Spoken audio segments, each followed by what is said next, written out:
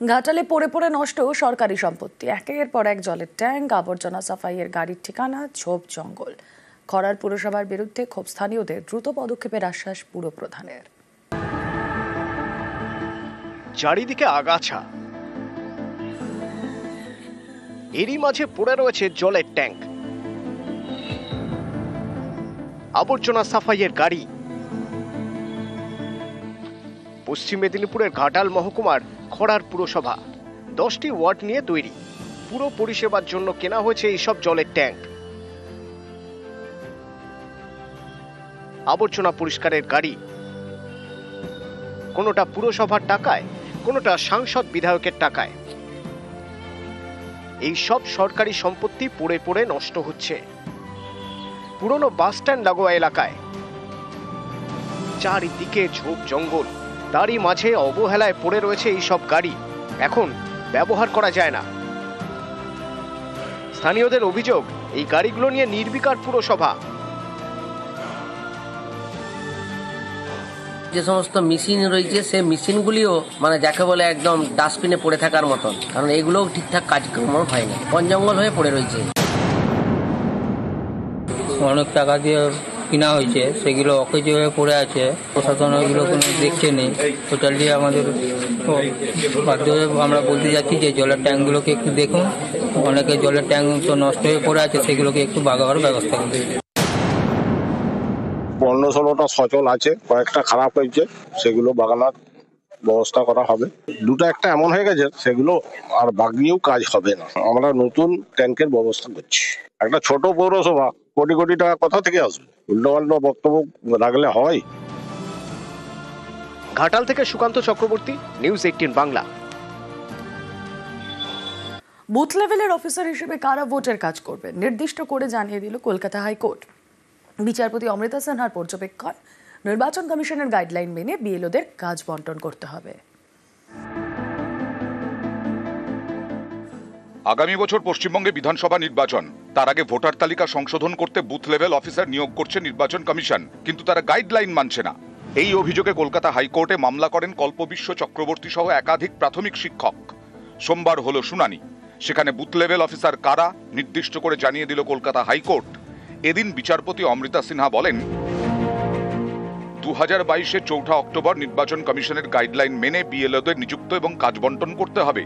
ছুটির দিনে প্রাথমিক শিক্ষকদের বুথ লেভেল অফিসারের কাজ দিতে হবে। বিএলও পদে প্রাথমিক শিক্ষকদের সব থেকে কম নিযুক্ত করতে হবে। তখন নির্বাচন কমিশনের আইনজীবী সৌম্য মজুমদার বলেন, স্কুলে পড়ুয়া না থাকলে সেই স্কুল টিচারদের কমিশন ব্যবহার করবে। বিচারপতি অমৃতা সিনহা বলেন, ভোটের কাজ বন্টন হোক, তারপরে বিষয়ে বিবেচনা করা যাবে। আপাতত ছুটির দিন প্রাথমিক শিক্ষকদের বিএলও হিসেবে কাজের ট্রেনিং দেওয়া যেতে পারে। টিচিং আওয়ার্স ফুল করার পরে সেক্ষেত্রে কতটা সময় দিতে পারবে প্রাথমিক শিক্ষক বলুন বা কোনো কর্মী হোক, সেক্ষেত্রে তার ক্ষেত্রে একটু অসুবিধা। ছুটির দিনে করতে পারে বা যেখানে ছাত্রছাত্রীর সংখ্যা কম, এটা করা সম্ভব হতে পারে। 6 দিন যে স্কুলে চাকরি করবে, ছুটির দিনেও যদি সে কাজ করে, তার নিজস্ব কোনো কাজে ছুটি সে পাবে কিনা, সেই একটা প্রশ্ন। অ্যাজ এ শিক্ষক যারা যাবেন তাদের দায়িত্ব রয়েছে, কিন্তু আপনাদেরও একটা দায়িত্ব রয়েছে। একজন শিক্ষক যখন ইলেকশন ডিউটিতে যাবে, তার সুরক্ষার ব্যাপারটাও আপনাদের উপরে দায়িত্ব রয়েছে, যে আপনিও সেই জিনিসটা দেখুন। বুথ লেভেল অফিসার কারা, এই তালিকা আগেই দিয়েছে নির্বাচন কমিশন। সেই তালিকা অনুযায়ী বুথ লেভেল অফিসার হিসেবে কাজ করতে পারবেন শিক্ষক, অঙ্গনওয়াড়ি কর্মী, পাটোয়ারি অথবা আমিন অথবা লেখপাল, গ্রাম পঞ্চায়েতের সচিব, গ্রাম পঞ্চায়েতের সরকারি কর্মী, বিদ্যুৎ মিটারের রিডার, পোস্টম্যান, নার্স ও ধাত্রীমা, স্বাস্থ্যকর্মী, মিড ডে মিল কর্মী, চুক্তিভিত্তিক শিক্ষক, পুরসভার tax collector, upper division clerk অথবা lower division clerk. Arnab Hazra, news 18 Bangla. ইআরওদের গাফিলতিতেই ভোটার তালিকায় ভূত। ডেটা এন্ট্রি অপারেটরদের কাছে পোর্টালের লগইন আইডি, অস্থায়ী অপারেটরদের কাছে কি করে ইআরওদের লগইন আইডি? স্ক্যানারে নন্দকুমার, রাজারহাট, গোপালপুর বিধানসভা 2 ইআরও। সিইও দপ্তরের তদন্তে উঠে এলো চূড়ান্ত গাফিলতি। জাতীয় নির্বাচন কমিশনকে শাস্তির সুপারিশ দিয়ে চিঠি। বেআইনি নির্মাণ ভাঙার নোটিশে স্থগিতাদেশ। আসানসোল পুরসভা নোটিশে অন্তর্বর্তী স্থগিতাদেশ 15 নভেম্বর পর্যন্ত স্থগিতাদেশ কলকাতা হাইকোর্টের। 4 সপ্তাহের মধ্যে পুরসভার হলফনামা তলব। অর্ণব হাজরা এ বিষয়ে আরো বিস্তারিত জানাতে পারবেন। অর্ণব।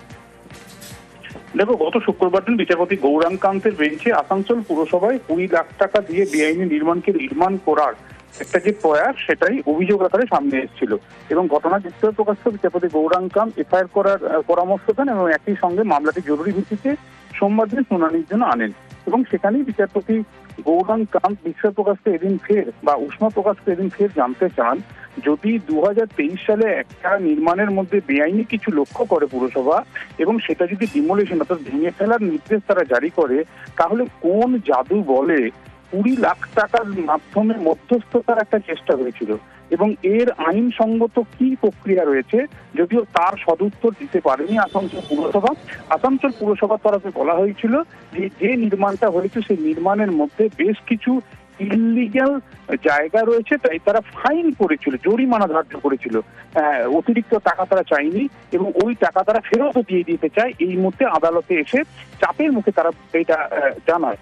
যদিও বিচারপতি গৌরাঙ্গ কান্ত জানিয়েছেন, যদি 23 সালে ডিমোলিশন নোটিশ, সেটা পরে আবার 25 সালে সামনে এলো, তাই পুরো বিষয়টার মধ্যে কোথাও একটা ধোঁয়াশা রয়েছে। আসানসোল পুরসভা এই বিষয়ে হলফনামা দিয়ে আদালতকে তার যাবতীয় কৈফিয়ত তার লিখিত আকারে জানাক।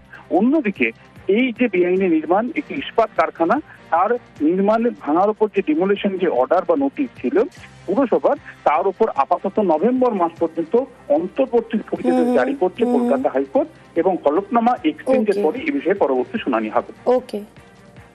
শর্টকাটে জল্পেশ মন্দিরে যেতে ট্রেনের চেন টান।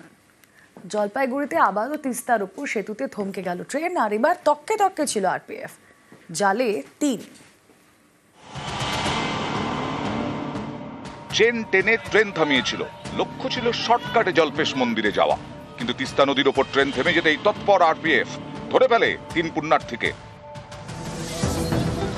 জলপাইগুড়ির ময়নাগুড়িতে জল্পেশ মন্দির, প্রতি বছর শ্রাবণ মাসে এখানে পুণ্যার্থীদের ভিড়, অনেকের ভরসা ট্রেন পথ, তাই রবিবার ডাউন তিস্তা তোরসা এক্সপ্রেসে অনেকেই ওঠেন।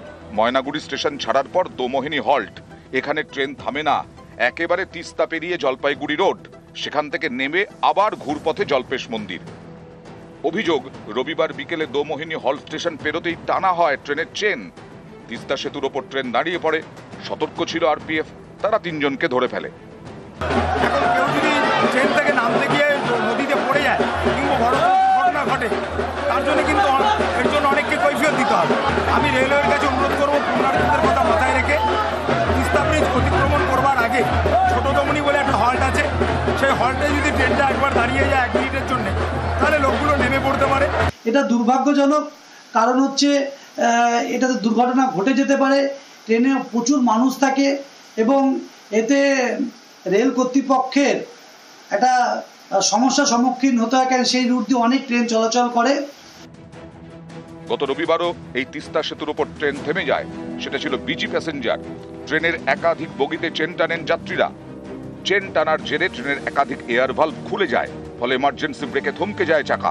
ট্রেনকে এগিয়ে নিয়ে যেতে হলে এয়ার ভালভকে ঠিক করতে হতো, সেটাই ঝুঁকি নিয়ে করেন ট্রেনের সহচালক কুমার সৌরভ। ব্রিজের ওপরে ট্রেনের তলায় হামাগুড়ি দিয়ে তিস্তা ব্রিজের ওপর দাঁড়িয়ে পড়েছিল বিজি প্যাসেঞ্জার। নিচে তিস্তার গর্জন, ট্রেনের নিচে প্রায় 100 মিটার হামাগুড়ি দেন সহকারী চালক কুমার সৌরভ। প্রাণের ঝুঁকি নিয়ে হামাগুড়ি দিয়ে এয়ার ভালভগুলিকে ঠিক করেন। এরপর থেকেই সতর্ক ছিল আরপিএফ, এবার ট্রেনের চেন টানতেই ব্যবস্থা, জালে 3। জলপাইগুড়ি থেকে শান্তনু কর, নিউজ 18 বাংলা।